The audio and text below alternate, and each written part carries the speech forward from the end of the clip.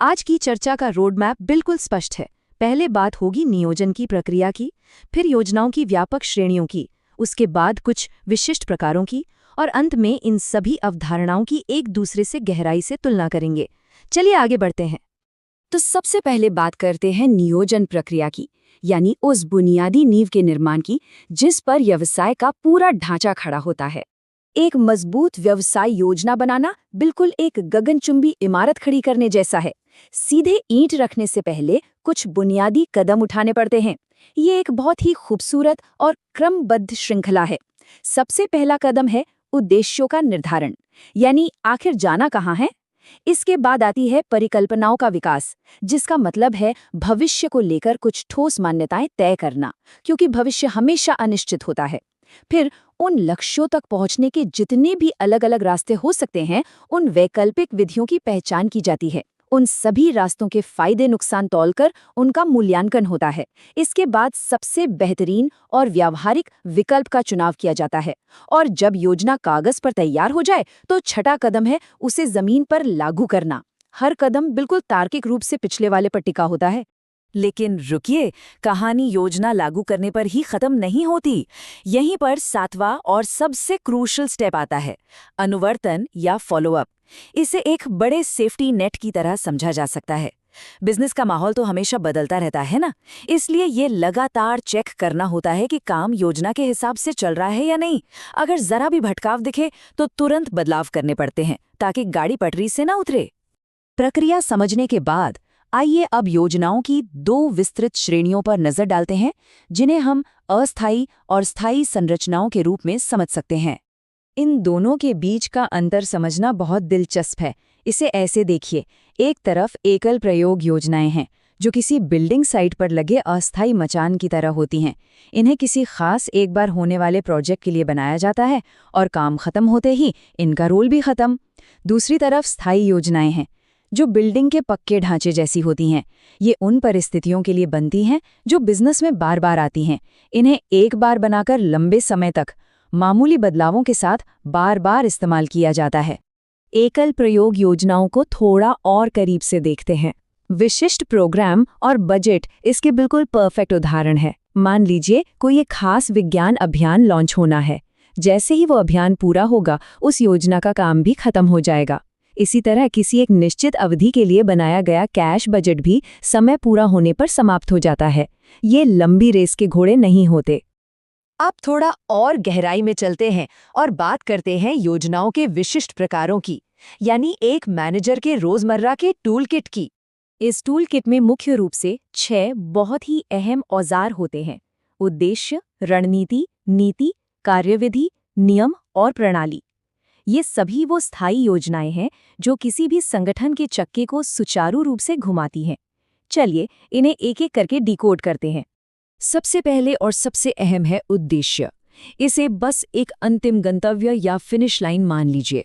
संगठन की पूरी ताकत इसी दिशा में दौड़ रही होती है। और सबसे बड़ी बात, ये बिल्कुल स्पष्ट और मापने योग्य होना चाहिए। सिर्फ हवा में बिक्री बढ़ाना है कहना काफी नहीं है, बल्कि बिक्री को 10% तक बढ़ाना है। ये एक असली और ठोस उद्देश्य है। अगला टूल है नीति या पॉलिसी। नीतियां उन सुरक्षा पट्टियों या गार्डरेल्स की तरह काम करती हैं जो रोजमर्रा के फैसले लेने में एक दिशा और एक रूपता देती हैं। ये थोड़ी सी लचीली होती हैं। उदाहरण के लिए, अगर किसी कंपनी ने तय किया है कि वो सिर्फ नकद में ही माल बेचेगी, तो ये एक नीति है। इससे बार बार सोचने का झंझट खत्म हो जाता है कि किसे उधार देना है और किसे नहीं। अब कार्यविधि यानी प्रोसीजर पर आते हैं, जो नीतियों से एक कदम और आगे की चीज है। जहां नीति सिर्फ एक दिशा देती है, कार्यविधि किसी काम को करने का एक बहुत ही सख्त कदम दर कदम टाइमलाइन वाला रोड मैप है। ये तय करती है कि कौन सा काम किस क्रम में होगा। जैसे नए कर्मचारियों को चुनने की पूरी प्रक्रिया, पहले लिखित परीक्षा, फिर इंटरव्यू और अंत में मेडिकल। यह कार्यविधि का एकदम सटीक उदाहरण है। इसके बाद आते हैं नियम। अब नीतियों के उलट नियमों में किसी भी तरह के लचीलेपन की कोई गुंजाइश नहीं होती। ये बिल्कुल साफ और कठोर निर्देश होते हैं कि किसी खास स्थिति में क्या करना है और क्या बिल्कुल नहीं करना है। इनका बस एक ही लक्ष्य होता है, संगठन में लोहे जैसा सख्त अनुशासन बनाए रखना। इसे एक बहुत ही आम उदाहरण से समझते हैं। धूम्रपान निषेध यानी नो स्मोकिंग। ये एक ऐसा कड़ा नियम है जिसमें कोई शायद या लेकिन नहीं चलता, और आमतौर पर इस तरह की सख्त संगठनात्मक सीमाओं को तोड़ने पर जुर्माने का सीधा प्रावधान होता है, जो जाहिर है कोई भरना नहीं चाहेगा। और टूल किट का छठा हिस्सा है प्रणाली या तरीका। इसे बिजनेस की दुनिया का अल्टीमेट ऑप्टिमाइजेशन टूल कहा जा सकता है। देखिए, किसी भी काम को करने के दसियों तरीके हो सकते हैं, लेकिन प्रणाली उस एक सबसे बेहतरीन तरीके को तय करती है जिसमें लागत कम से कम आए और काम सबसे शानदार हो। कर्मचारियों की ट्रेनिंग के लिए एक खास अप्रेंटिसशिप सिस्टम बनाना इसका एक बहुत बढ़िया उदाहरण है। अब हम अपने अंतिम खंड पर आ गए हैं, नियोजन अवधारणाओं की तुलना। यहाँ हम कुछ ऐसे भ्रम दूर करेंगे जो अक्सर लोगों को उलझा देते हैं। अक्सर ये सवाल उठता है कि व्यवहार में ये सारी अवधारणाएं एक जैसी ही तो लगती हैं, फिर ये एक दूसरे से अलग कैसे हैं? नीतियाँ, नियम, कार्यविधियाँ, आम बोलचाल में लोग इन्हें एक ही मान लेते हैं, लेकिन असल मैनेजमेंट में इनके बीच बहुत ही तकनीकी और स्पष्ट अंतर होता है। चलिए इन्हें आमने सामने रखकर देखते हैं। शुरुआत करते हैं एकल प्रयोग और स्थायी योजनाओं से। इनके बीच सबसे बड़ा फर्क इनके टिकने की मियाद और दायरे का है।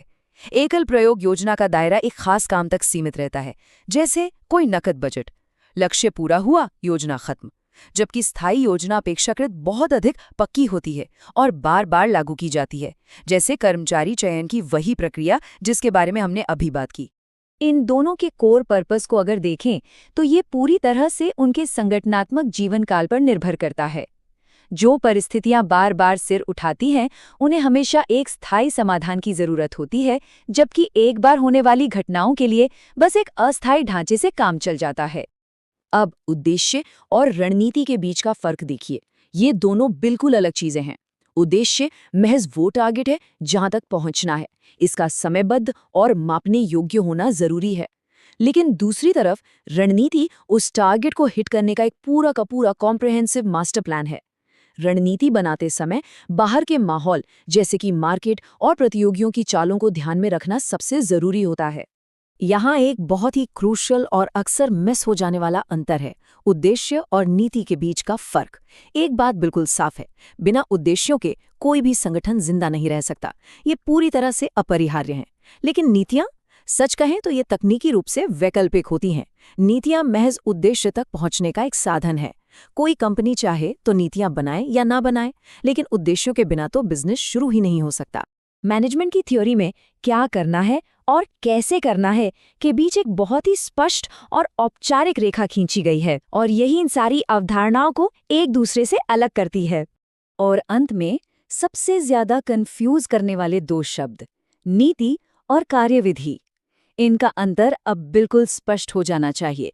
नीति एक मैनेजर के विचारों और निर्णयों को गाइड करती है, यह सोचने का तरीका बताती है, जबकि कार्यविधि सीधे तौर पर शारीरिक कार्रवाई को गाइड करती है। यह साफ साफ तय करती है कि काम को जमीन पर किस क्रम में अंजाम दिया जाएगा।